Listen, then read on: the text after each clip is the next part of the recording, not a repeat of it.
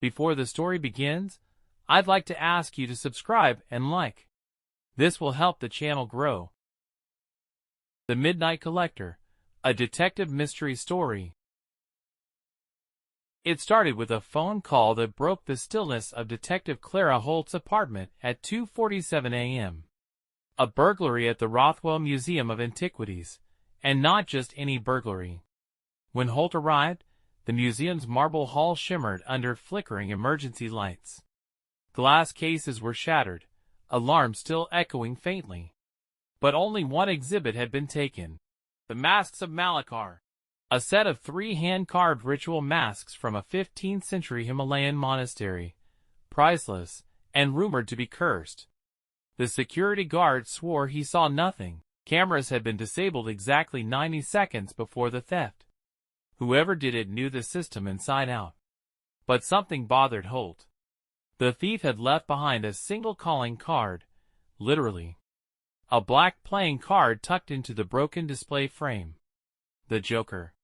The curator, a pale, nervous man named Dr. Marin, wrung his hands. "Detective, those masks aren't normal. The monks who made them believed each one held a spirit, one of laughter, one of sorrow, and one of rage.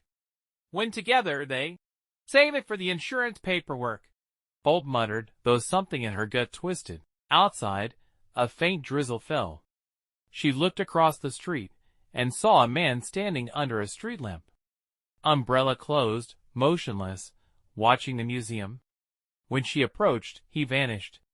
On the wet pavement where he'd stood, a small puddle reflected 3 distorted faces, one smiling, one weeping, one screaming. Back at headquarters, Holt studied the museum's surveillance tapes frame by frame. For one split second, before the feed cut out, a reflection appeared in the glass case, a masked figure wearing gloves and a long rain-soaked coat. She enhanced the image. The mask he wore wasn't one of the stolen ones. It was something else, carved roughly, unfinished. Then she noticed something else. Behind him, blurred but visible, was another figure, a woman, holding what looked like a paintbrush. That morning, she visited Dr. Marin again. He admitted the masks were part of an unregistered collection, an acquisition he'd bought through a private dealer to impress the museum board.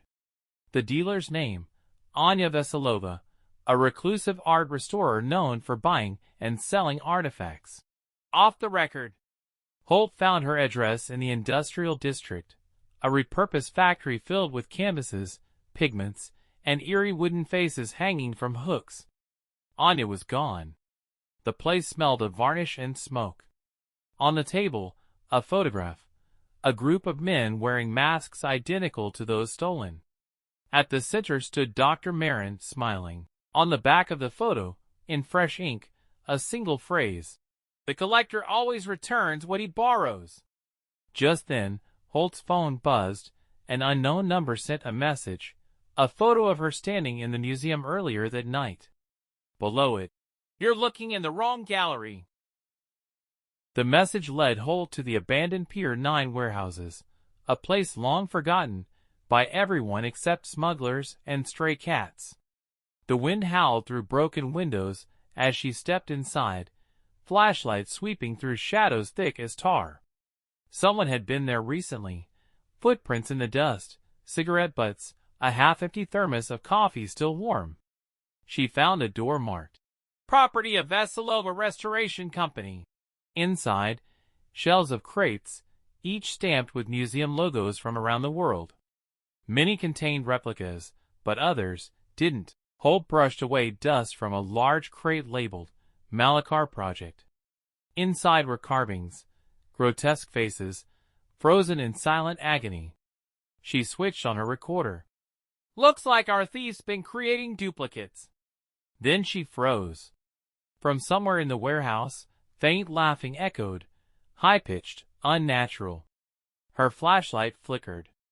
"Who's there?" she called. A figure stepped out of the shadows, wearing the mask of sorrow.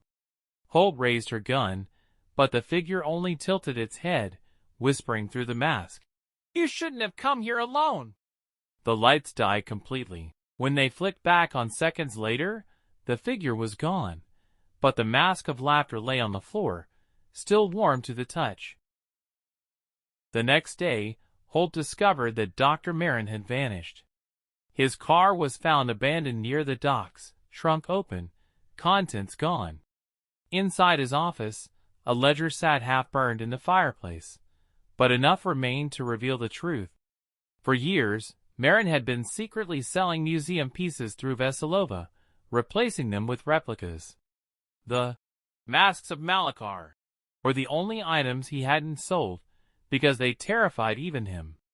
The last entry read, "He said he would come for the originals tonight. Payment, 1 life." Holt pieced the puzzle together. Veselova and Marin were both linked to a shadowy buyer known only as the Collector, a man obsessed with obtaining haunted relics. That night, Holt staked out the museum. Midnight came, and so did a car, sleek, black, silent. A tall man in a fedora stepped out, followed by 2 masked bodyguards. He walked straight to the back entrance, where Marin waited, trembling. From her hiding spot, Holt saw the exchange. 3 wooden masks for a briefcase full of cash. Then Marin screamed. The man lifted one of the masks, the mask of rage, and pressed it over his face. Marin's body convulsed, then went limp. The Collector turned toward Holt's direction. "Detective," he said softly, "you're late." Holt chased the Collector through the rain-slicked streets of the city. He moved fast for a man his age, slipping into alleyways and vanishing into the fog. When she caught up, he was standing before a church, abandoned, its doors chained, its windows boarded. "This is where they were made," he said, voice echoing in the rain. "The monks didn't carve them for worship. They carved them to contain." Inside, candles flickered among rotting pews. The Collector placed the masks on the altar, one by one. "Sorrow, laughter, rage," he murmured. "Only together can they speak." Holt raised her weapon. "Step away from them." But the masks began to glow faintly, their carved mouths twisting.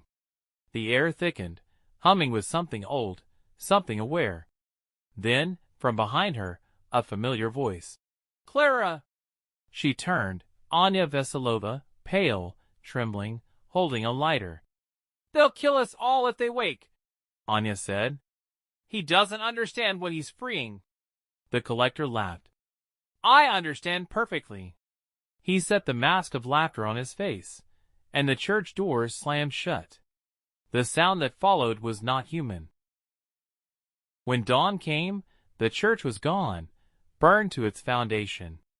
Firefighters found no survivors, only ashes and 3 melted fragments of wood near the altar. Days later, Holt woke in the hospital, smoke burns on her hands. Her superior stood by her bed. "You were the only one inside when it went up," he said. "The building collapsed before our units arrived." She said nothing. But that night, as she packed her things, she found something impossible, a black playing card lying on her nightstand. The Joker. The next morning, news broke. A private auction in Berlin had sold a set of 3 reconstructed ritual masks for nearly $6 million. The buyer? Unknown. Holt closed the article, staring at her reflection in the window. Her own face seemed to flicker. For a heartbeat, it wasn't her. Someone else was smiling back.